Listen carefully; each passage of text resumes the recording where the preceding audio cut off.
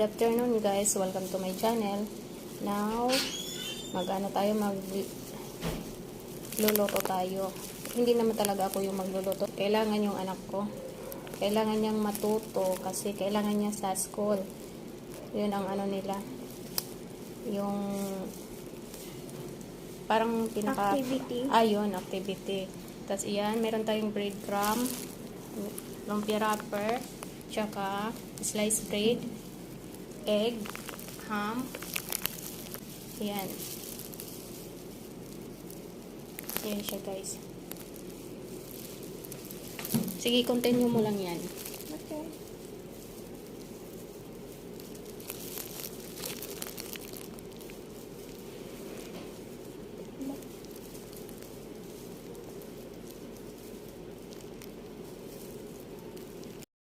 Ayan na siya guys. Marami siya na gawa.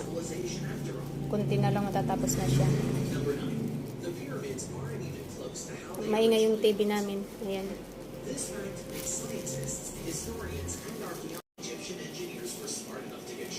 Bilis-bilisan mo para matapos.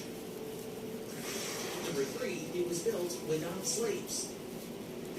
One common misconception about the pyramids is that they were probably built by chained slaves who were forced to carry heavy blocks of limestone on their backs somehow. But that theory, which was usually peddled by ancient Greek historians who tried to make sense of the pyramid's construction, Binibidyo ko din siya guys sa isang cellphone. in more recent times, workers' living quarters have shown that they lived Para dalawa yung copy ko. They were usually handpicked among the best workers in the empire, and there were even nearby cities and settlements where they grew their own food and lived with their families. Nagwantis din ako guys. Working conditions were in here. Number 2, they're not the only pyramids in the region. The Great Pyramids of Giza are one Smile of ka the naman most yung labi mo pieces parang of ano. architecture in Fewer buildings, even megastructures that were built Okay na? thousands of years Ayan na after siya these guys. Oh. failed to live up to the grandeur and spectacularity of these new structures. However, Tapos na siya guys. monumental, they're far Na yung ano niya. complexes Matapos. exist both within and outside the borders of Egypt. Next na naman. Ito na namang ano. Pyramids in the world is Yung bordering Sudan, ito. which was once the center of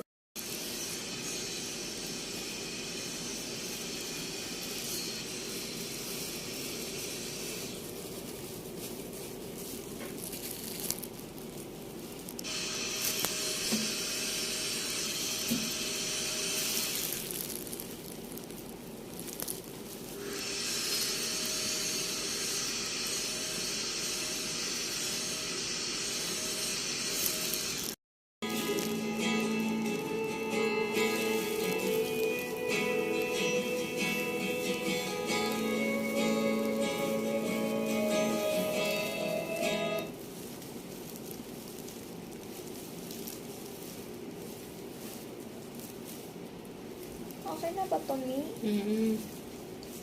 Binibidyo ko siya guys. The plan in this video is to build 2 cedar strip kayaks in around 2 weeks. The design is the ingay ng petrol plane TV. from Guillemot Kayaks. It's a stunning looking vessel and it's going to be a challenge to build them in such a short time. The first thing to do is cut all the strips from these Australian red cedar boards, and red cedar timber is no longer produced and difficult to find. I found these old boards from Mooloo Timbers and Darcy was super helpful finding exactly what I needed, and we were very lucky that all the boards are full length. There's over 2,000 feet of strips to prepare, so I've got some help off Bradley.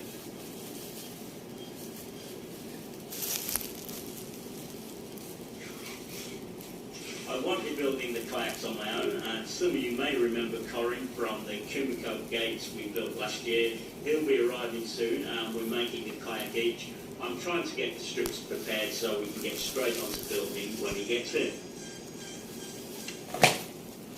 Now that the strips are cut, I need to route a cove down one edge and a beam down the other.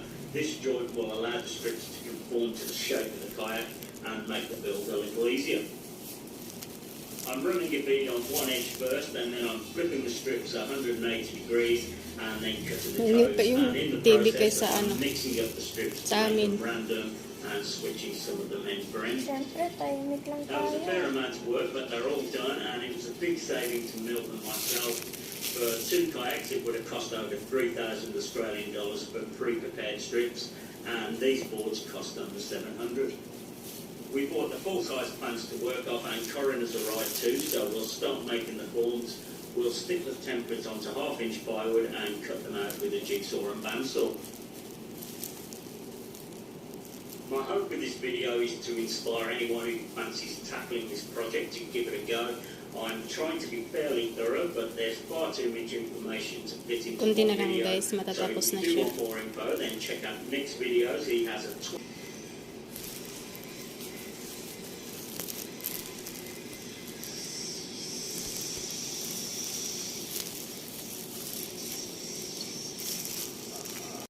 Yan guys yung ano niya, tapos niya. Yan siya. Tapos sunod na natin yung tinapay. Roro natin to. Turuan natin siya. We should have done differently, and we should have applied that with a brush. The whole will get another coat later on though. It was a long day and a late finish, and it wasn't the only one on this project.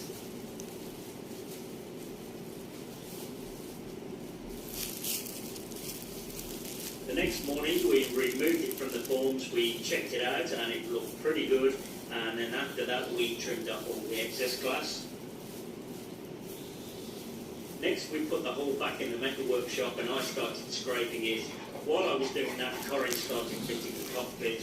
We'll follow my progress for now, but we will get back to what Corin's doing later on. We could take the sanding further, but with our time constraints, we need to draw the Gising na lines si up there, Taba. so that will have to do. Guys, yung ano niya, natapos. Ngayon, paglagay na lang ng egg at saka breadcrumb. Sige, lagay mo dyan. Next mo, ilagay mo tong ano. Next, I cleaned up one of the faces with a block plane and then ran it through the table saw to clean up the off. Sa ano, breadcrumb. Yung isang kami mong gamitin mo.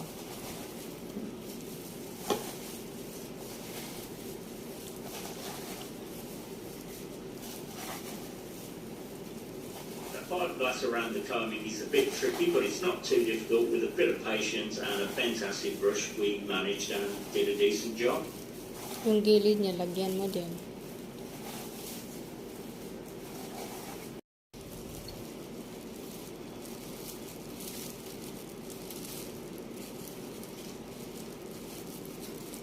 Next, we need to varnish the inside of the hull and the deck, and this Sige, will lagay give mo na the doon sa epoxy breadcrumb. some added protection and fill any pinholes that may still be there.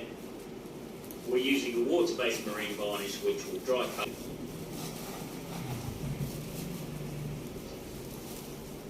We were quite shocked to Yung sa find that kabila. the deck and the hull don't match up, but apparently this is very normal, which can be caused by quite a few different factors. Anyway, we just need to wrestle it into shape.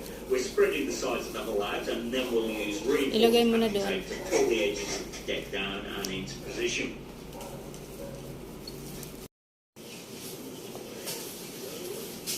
I had to go get a couple more nuts because on the backside of the Ayan na guys. here, Yan na yung natapos they niya. had put Pagan na lang.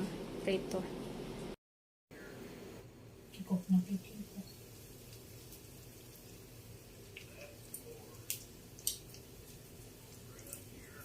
Sige. Lagay mo na.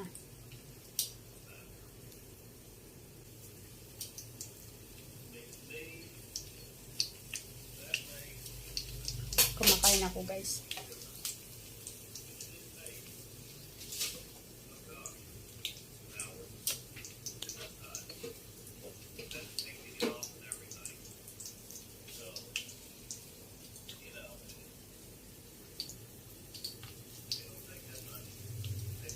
over here on the end of the well, we're gonna have the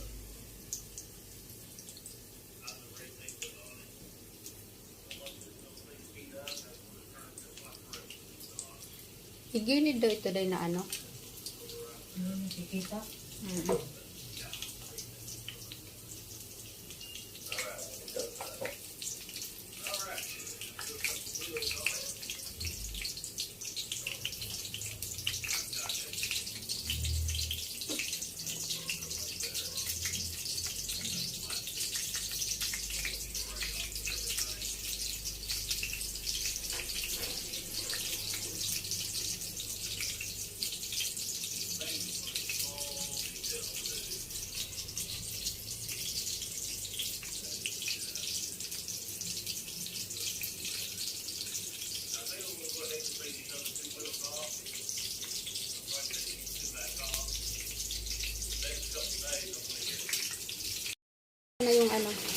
Pag yung isa. Sige, lagay mo na doon. Dami na pa. Doon na. Yan. Ayan na siya. Luto na yung isa. Dahan-dahan kasi yung mantika niyan, pag hindi mo dinahan-dahan, ikaw rin masasaktan.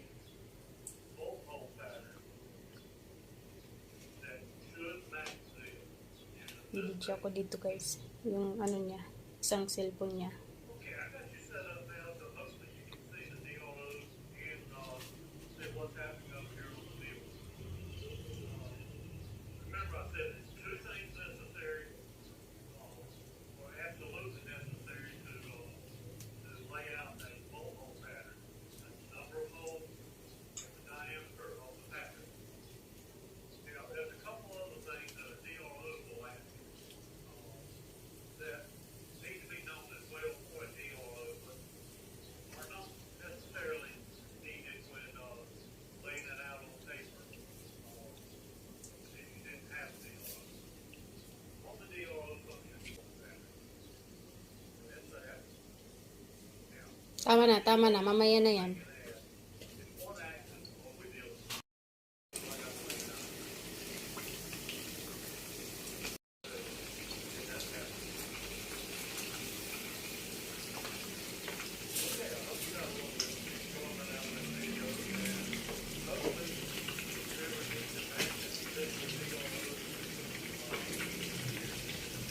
formula that I showed you here.